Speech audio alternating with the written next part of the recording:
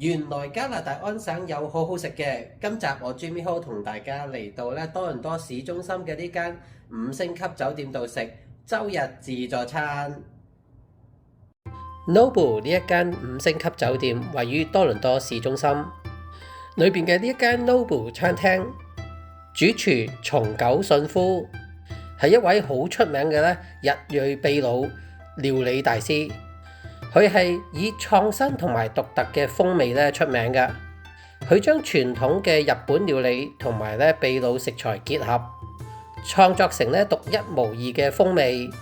喺1994年，松久信夫喺紐約開咗佢第一間嘅 Noble 餐廳，之後就擴展到全球多過50間分店嘅。大廚松久信夫喺全世界真係有好多粉絲㗎。Noble 喺多倫多呢間餐廳係全加拿大嘅第一家分店，佢嘅設計非常獨特，包括有好似用窗簾布啟發嘅吊燈，有精緻嘅青酒吧同埋沉浸式嘅壽司吧。佢哋嘅招牌菜包括有用味噌調味嘅黑鱈魚、黃尾魚刺身同埋炸天婦羅。最近Noble 餐廳推出咗周日任食自助餐。成人每位110蚊，細路仔5到12歲係每位55蚊。我咁為食，咁梗係要嚟試下啦。Noble 呢度嘅周日自助餐，佢嘅選項係貴精不貴多。佢哋其中一樣最吸引到我嘅，梗係佢哋嘅壽司啦，有吞拿魚、三文魚、黃尾魚、八爪魚、豆腐皮同埋蝦嘅壽司。另外仲有啲唔同種類嘅卷物。佢魚生係用一啲好靚嘅魚同埋好新鮮嘅。壽司嗰個米飯係用壽司米落咗米醋去調味噶。佢哋嘅日本芥辣係新鮮生磨噶。佢每一嚿壽司都有啲唔同嘅調味。我覺得呢度嘅壽司接近我哋平時食啲高級 omakase 嘅水準嘅。我諗今餐我閒閒地都食咗佢20零30件壽司啊！特別喺度我向大家推薦嘅就佢哋嘅吞拿魚塔塔同埋三文魚塔塔，有微辣嘅調味，食落口個感覺非常之清爽。有一樣嘢值得一讚嘅就係佢哋出壽司嘅速度好快啊！就算好多人排隊，好多人食壽司佢個壽司包上邊都係永遠滿滿裝滿晒壽司噶。另外值得一提嘅有呢個炸麻薯，外邊脆卜卜，裏邊啲麻薯有咬感，好煙韌，正啊！另外佢個自助餐其他嘅選項包括有沙律啦，同埋啲日式嘅漬物，即係啲醃酸瓜啊，同埋醃蘿蔔咁樣。另外一樣我覺得好值得同大家推薦嘅就係呢一個豪華版嘅龍蝦麵豉湯。佢味噌味道非常之香濃，但係個湯就好清甜。你可以隨意加啲蔥同埋海蜇落個湯度一齊食。雖然食唔到龍蝦肉啊，但係呢碗湯有啲好香，好似龍蝦濃湯嗰個香味㗎。但係佢又冇龍蝦濃湯咁高熱量，同埋冇咁肥滯。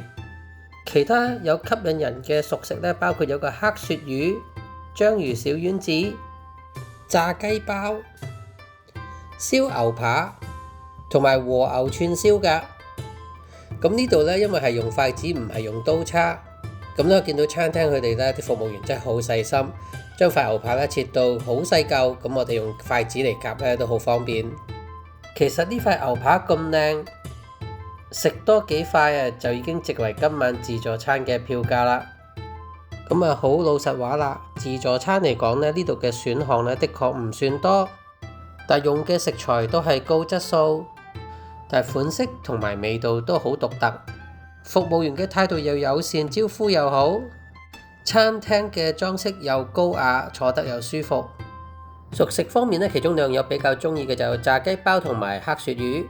炸雞嘅脆皮係用天婦羅嘅脆皮醬，點咗甜甜地嘅海鮮醬，用好軟熟嘅饅頭夾住嚟食。